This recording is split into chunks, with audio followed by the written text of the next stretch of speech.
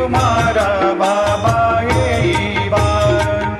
सदा सस्वरूपं चिदानन्दकन्दं जगत्सम्भवस्थानसंहारहेतुं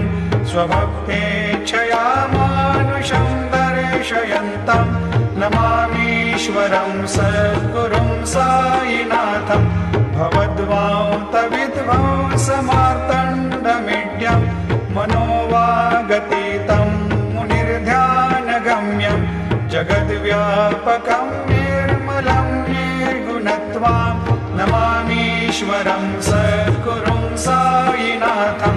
भवाम्भोधिमग्नादितानां जनानां स्वपादाश्रितानां स्वभक्तिप्रियाणां